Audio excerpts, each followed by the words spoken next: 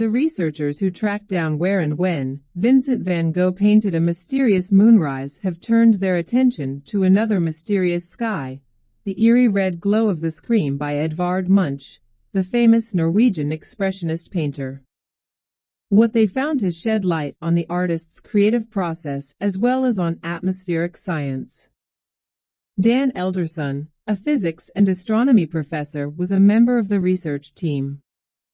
According to Dr. Elderson, the scream, with its haunted close-up of a screaming person against a wildly nightmarish orange-red sky, has always fascinated him. He and his team started their research with a hunch they had that Munch may have been inspired by the vivid sunrises and sunsets that followed the 1883 volcanic catastrophe on the Pacific island of Krakatoa, which is now part of Indonesia. The Krakatoa eruption was so strong that it destroyed most of the island and set off huge tsunamis, or tidal waves. The blast was heard thousands of miles away, and the fine dust that was spewed into the atmosphere caused blood-red sunsets and sunrises around the world for several months. That atmospheric phenomenon had always intrigued Dr. Elderson, and he began to wonder if there was a possible connection to the scream, because the sky in Munch's painting looked very much like what a Krakatoa sunset was meant to look like.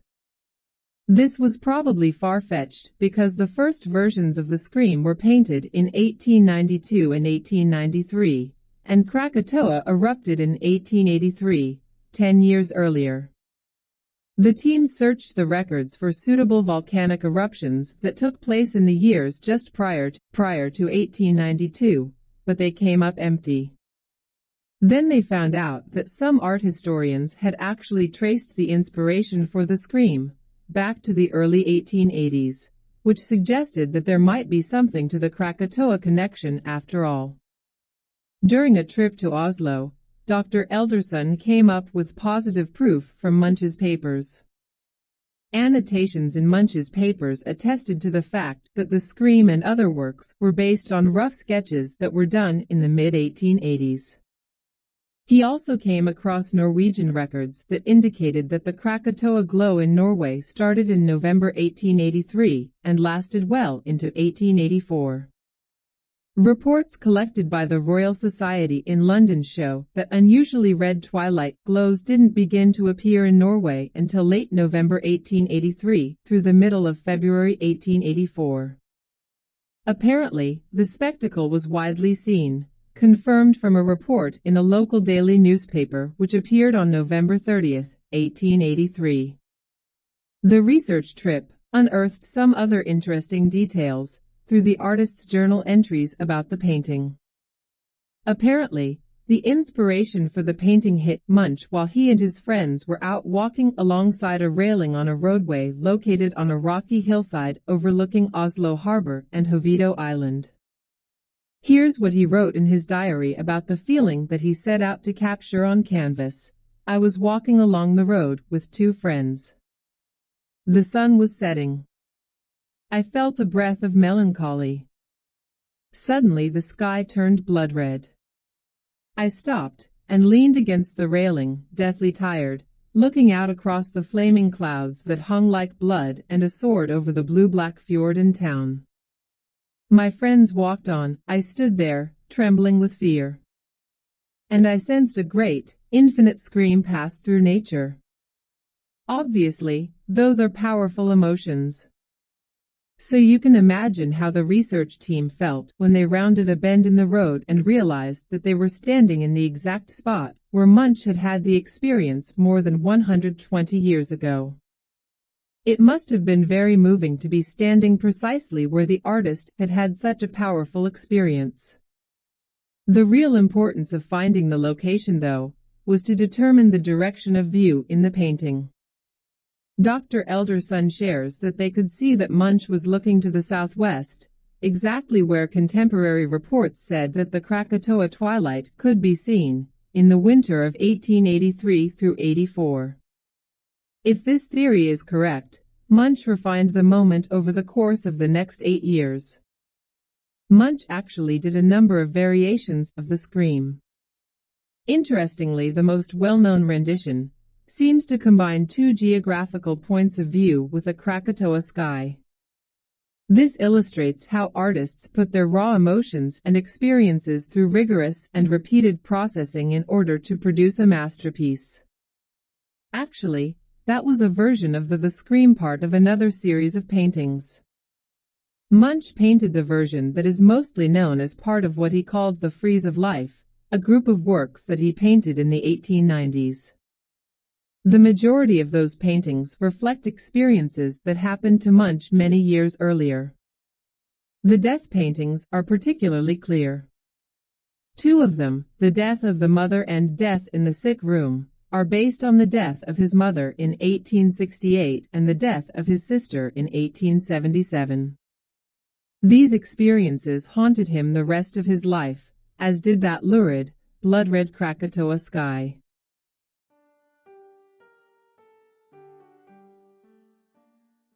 One. What fascinated the researchers most about the explosion of Krakatoa?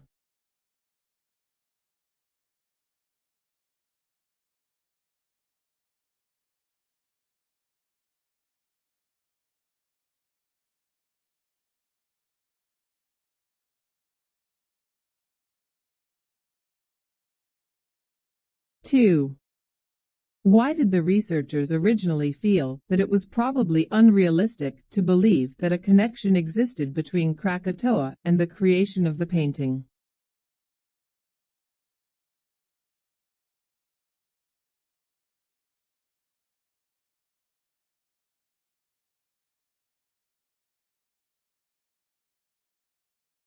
Three. Which was not one of the facts that the researchers uncovered on their trip to Norway?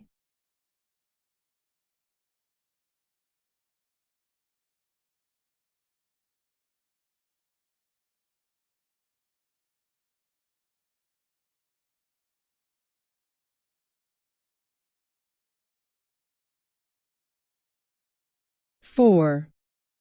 When did the artist experience the emotions that eventually resulted in his painting The Scream?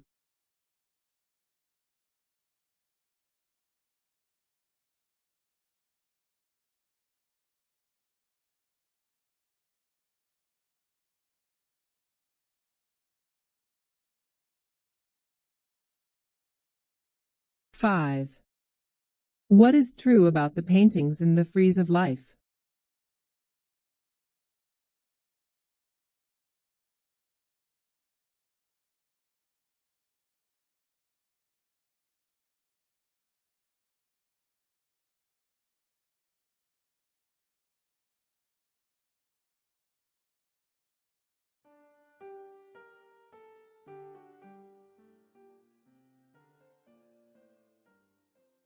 The researchers who tracked down where and when Vincent van Gogh painted a mysterious moonrise have turned their attention to another mysterious sky, the eerie red glow of the Scream by Edvard Munch, the famous Norwegian expressionist painter. What they found has shed light on the artist's creative process as well as on atmospheric science. Dan Elderson, a physics and astronomy professor, was a member of the research team.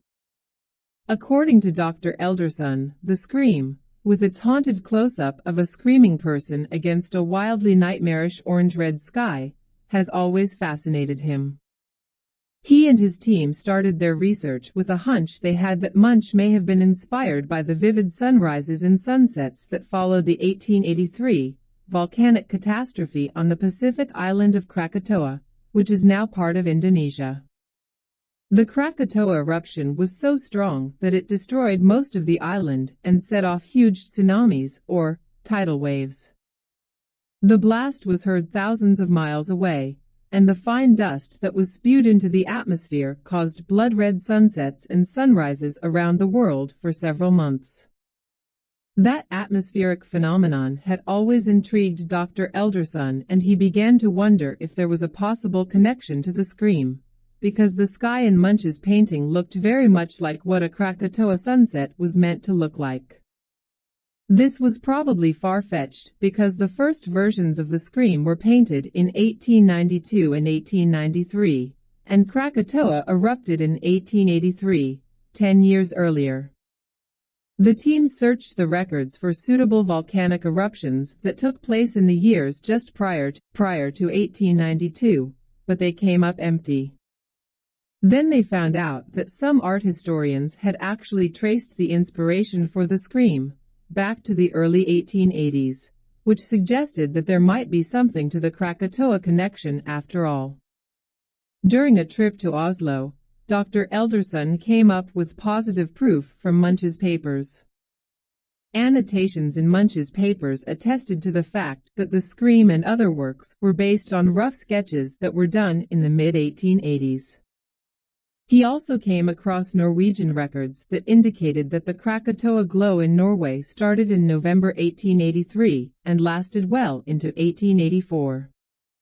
Reports collected by the Royal Society in London show that unusually red twilight glows didn't begin to appear in Norway until late November 1883 through the middle of February 1884. Apparently, the spectacle was widely seen, confirmed from a report in a local daily newspaper which appeared on November 30, 1883. The research trip unearthed some other interesting details through the artist's journal entries about the painting. Apparently, the inspiration for the painting hit Munch while he and his friends were out walking alongside a railing on a roadway located on a rocky hillside overlooking Oslo Harbor and Hovedo Island. Here's what he wrote in his diary about the feeling that he set out to capture on canvas. I was walking along the road with two friends.